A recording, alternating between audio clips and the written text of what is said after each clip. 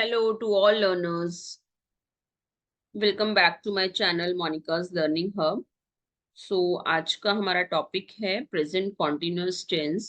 आई hope आपको tenses clarity में ये सेशन बहुत ही हेल्प करने वाला है.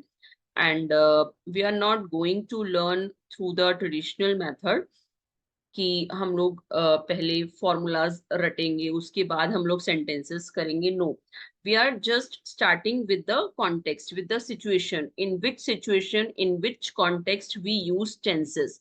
सो if you will connect the tenses with the daily life, with the real life, then I hope कि आपको कॉन्सेप्ट क्लियर हो जाएगा और आपके लिए टेंसेस बहुत ही इजी हो जाएगा. So continuous means the action that is being continuously ongoing in process. जो एक्शन फिनिश नहीं हुआ है, जिस टाइम पे हम बात कर रहे हैं उस टाइम पे वो एक्शन हो रहा है, उसको हम बोलते हैं present continuous. I am doing, I am working, I am sleeping, I am teaching, I am learning. So means at the time of speaking I am doing this action. This is called present continuous. So present continuous जो हमारे tenses होते हैं उसमें हम use करते हैं am, is, are plus ING. ING हम लोग वर्ब की फर्स्ट फॉर्म के साथ यूज करते हैं. चलिए आगे चलते हैं.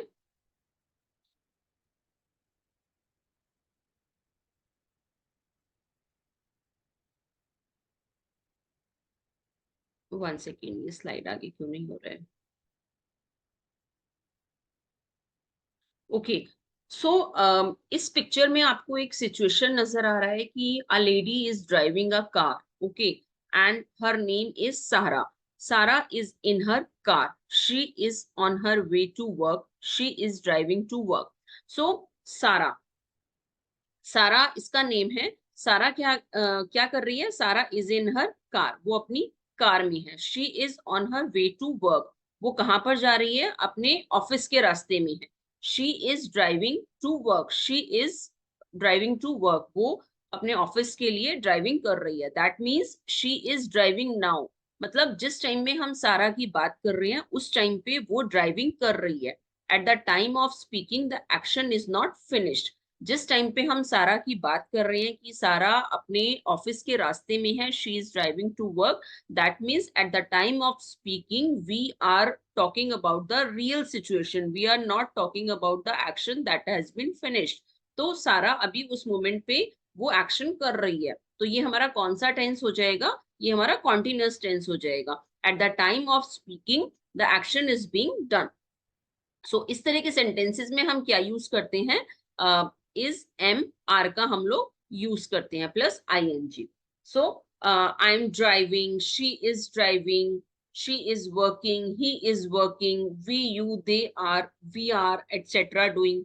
सो मीन्स अगर आपको इसमें भी थोड़ा सा कंफ्यूजन है कि हम लोग इस किसके साथ लगाते हैं, एम किसके साथ लगाते हैं, आर किसके साथ लगाते हैं, तो वो भी इस पूरा जो सीरीज है हमारा कॉन्टिन्यूअस टेंस का, जब हम वर्कशीट्स करेंगे तो आपके वो भी सारे डाउट्स क्लियर हो जाएंगे.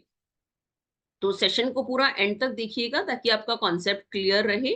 और हमारी इस सीरीज में जितने भी वर्कशीट्स मैं कराऊंगी, I request to all the learners those are following my channel, please don't skip any episode, don't skip any lecture.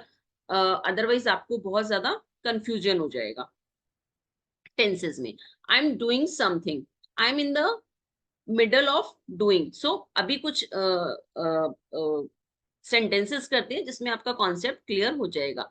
I am doing something. Suppose अगर मैं कुछ काम कर रही हूँ, उस सिचुएशन में हम लोग इज, एम, आर और आईएनजी फॉर्म का यूज करते हैं.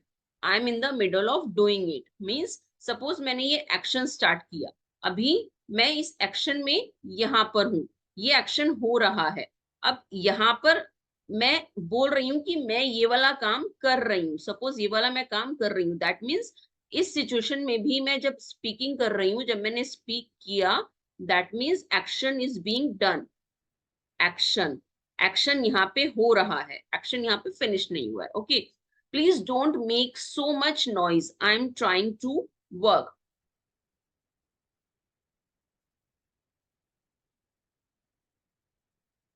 Please don't make so much noise, जोर से शोर मत मचाइए, I am trying to work. So I, अभी मैंने शोर नहीं मचाने के लिए रिक्वेस्ट किया, I am trying to work means मैं पढ़ने की कोशिश कर रही हूँ। ब्रैकेट में दो वर्ड दिए हुए हैं, not oblique try, so we have to put the correct and appropriate word to make the sentence meaningful.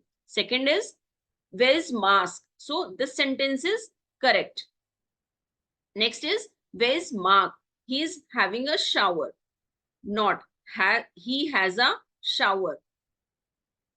So where is mark, suppose आपके घर में कोई आता है एंड आपके बारे में पूछता है कि वो कहाँ है। Suppose you are having shower, you are sleeping, you are studying, so your mother says he is doing something, so means at the time of the person interacting with the someone and talking about another one, that means उस time में वो उस action की बात कर रहे हैं जो एक्शन हो रहा है। where is mask, he is having a shower, he is having a shower. Okay, let's go out, it isn't raining anymore. So अभी हम यहाँ पे पॉजिटिव सेंटेंस की बात कर रहे हैं, चलो बाहर चलते हैं। इट इजंट रेनिंग एनीमोर, अब बारिश नहीं हो रही है। It doesn't rain, not it doesn't rain, मतलब ब्रैकेट में जो सेंटेंस लिखे हैं अगर हम इस सेंटेंस को ऐसे बनाएंगे तो ये वाला सेंटेंस गलत होगा, क्योंकि हम प्रेजेंट मोमेंट में बात कर रहे हैं कि बारिश हो रही है। दैट मीन्स बारिश नहीं हो रही है, सॉरी बारिश नहीं हो रही है। It isn't raining any more, अब बारिश नहीं हो रही है, चलो बाहर चलते हैं।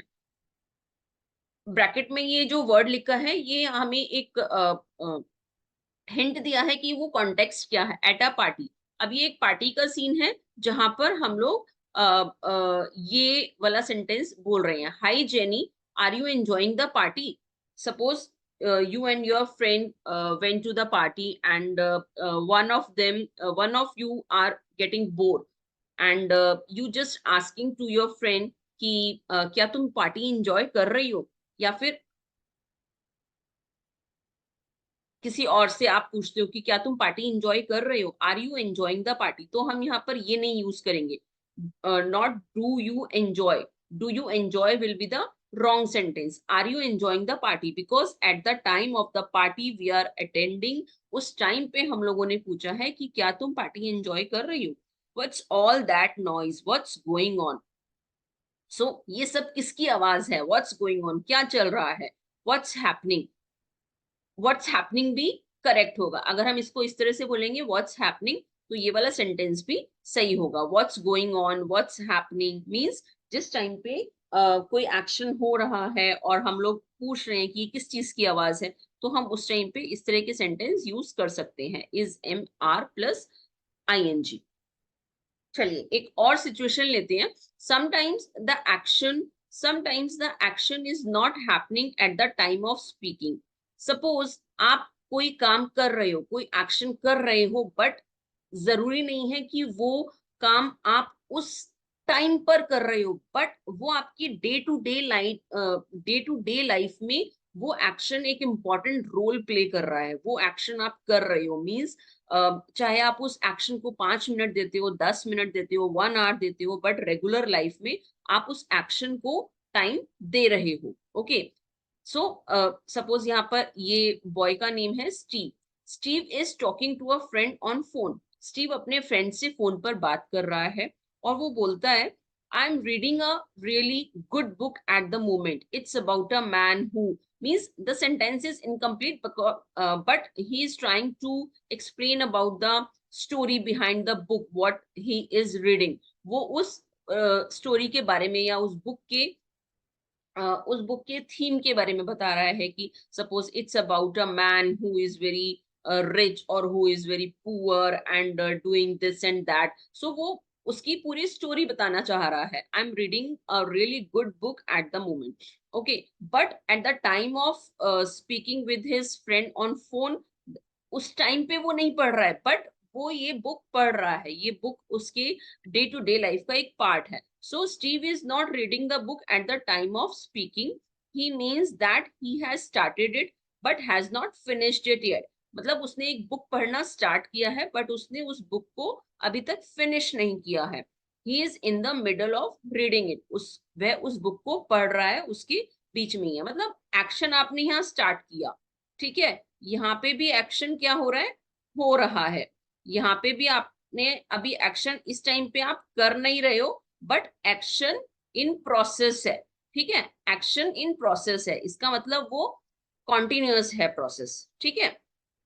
यहाँ पे अगर आप एक्शन नहीं कर रहे हो, फिनिश हो चुका है, तो यहाँ तक हमारा आएगा कॉन्टिन्यूअस, और यहाँ पे हमारा आ जाएगा दूसरा सेंटेंस जो हम आगे सीखेंगे। अभी दूसरे सेंटेंस को इसमें ऐड नहीं करते हैं, अदरवाइज कंफ्यूजन होगी।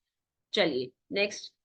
पहले टेंसेस में हमेशा एक चीज याद रखिएगा कि always learn about the situation, कि हम किस सिचुएशन में क्या टेंस यूज करते हैं। कई बार ऐसा होता है कि बहुत सारे बच्चों को टेंसेस तो आ जाते हैं, but they are not able to relate with the situation, they are not able to relate with the appropriate sentence, कि हमें कौन से सिचुएशन में कौन सा सेंटेंस बनाना है। सो उसके बाद ही हम लोग एग्जाम्पल्स या प्रैक्टिस एक्सरसाइज करते हैं। एक बार आपको कॉन्टेक्स्ट, आपको मीनिंग क्लियर हो जाता है किसी भी टेंस का, तो आपको टेंसेस के फॉर्मूलाज रटने में इतना टाइम नहीं लगता है। So let's take some more examples. Kate wants to work in Italy, so she is learning Italian. Kate Italy में काम करना चाहती है, इसलिए वो इटालियन सीख रही है। But perhaps she isn't learning Italian at the time of speaking. मतलब जिस टाइम पे वो बता रही है कि मैं इटालियन सीख रही हूँ, जरूरी नहीं है कि वो उस टाइम पर अपनी क्लास अटेंड कर रही है। Might be she goes to attend her class once or twice in a week, but she is learning Italian. So हमने यहाँ पे क्या लिखा, she is learning Italian, ठीक है। Some friends of mine are building their own house. मेरे कुछ friends अपना खुद का घर बना रहे हैं। They hope to finish it next summer. मतलब उनका जो मकान है वो बन रहा है, और इट्स होपिंग कि वो नेक्स्ट समर तक कंप्लीट हो जाएगा। तो यहाँ पर भी हमने क्या यूज किया, आर, okay. Next is you can use the present continuous with today, this week, this year, etcetera, period around now. So जब भी हम इस हफ्ते की, आज की या नेक्स्ट ईयर की बात करते हैं, तो उस सिचुएशन में भी हम लोग इज एम आर का यूज कर सकते हैं। You are working hard today. Suppose आप आज बहुत पढ़ रहे हो, आज आप बहुत मेहनत कर रहे हो, बट कल आप लेजी हो गए हो, ठीक है। सो इस सिचुएशन में हम बोल सकते हैं you are working very hard today. But अगर हम यूजुअली हार्ड वर्क करते हैं regularly, it's a part of our life, it's our nature, it's our characteristics, तो हम उसमें आर या इज एम का यूज नहीं करते हैं। उसमें हम बोलते हैं you work hard, you work hard, she works hard. उसमें हम सिंपल प्रेजेंट टेंस में चले जाएंगे, बट हम आज की बात कर रहे हैं, वो सिर्फ आज की डेट में हार्ड वर्क कर रहा है, इसलिए हमने क्या यूज किया, is am are. You are working hard today. Yes, I have a lot to do.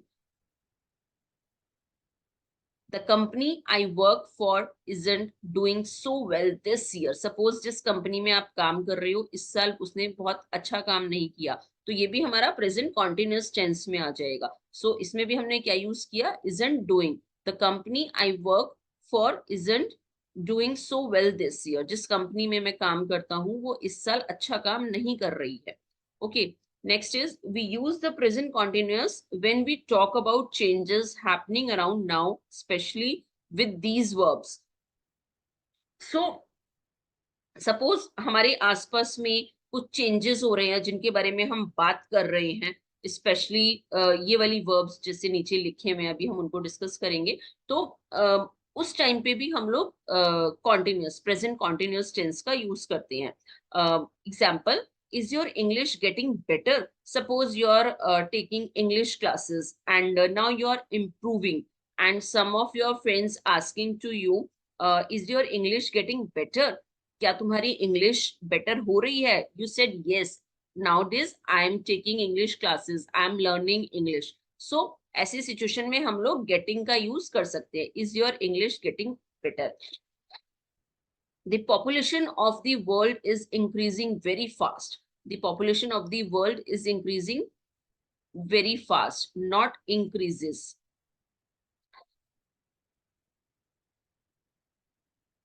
World की जो पॉपुलेशन है वो बहुत जल्दी से बढ़ रही है, तो इसका मतलब ये भी ऑनगोइंग प्रोसेस है, इसलिए हमने क्या लिखा, is increasing. At first I didn't like my job but I am beginning to enjoy it now. पहले मुझे अपनी जॉब पसंद नहीं थी, बट अब मैं इसको एंजॉय कर रहा हूँ. नॉट आई बिगिन, बिगिन नहीं आएगा यहाँ पे, इंक्रीजेस नहीं आएगा यहाँ पे, डज नॉट, डज नहीं आएगा यहाँ पे, क्या आएगा, इज एम आर. ठीक है. तो at first I didn't like my job, पहले मुझे अपनी जॉब पसंद नहीं थी, but I am beginning to enjoy it now. But अब मैं पसंद कर रहा हूँ, अब मैं अपनी जॉब को एंजॉय कर रहा हूँ. So this is called present continuous tense.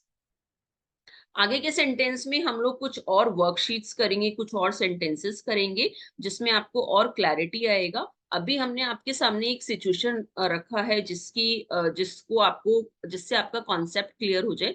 But हमारे जो नेक्स्ट सेशंस होंगे उसमें हम लोग इससे रेलिवेंट वर्कशीट्स करेंगे. इज एम आर हम बिगनिंग में क्यों लगाते हैं, क्वेश्चन कैसे बनाते हैं, इंटेरोगेटिव सेंटेंसेस कैसे बनाते हैं, WHO फैमिली का हम लोग कैसे यूज कर,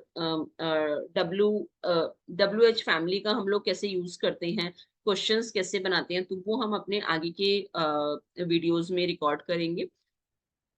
So keep connecting with us. Thank you so much. Don't forget to subscribe, like and share my channel. Bye bye. Thank you for watching.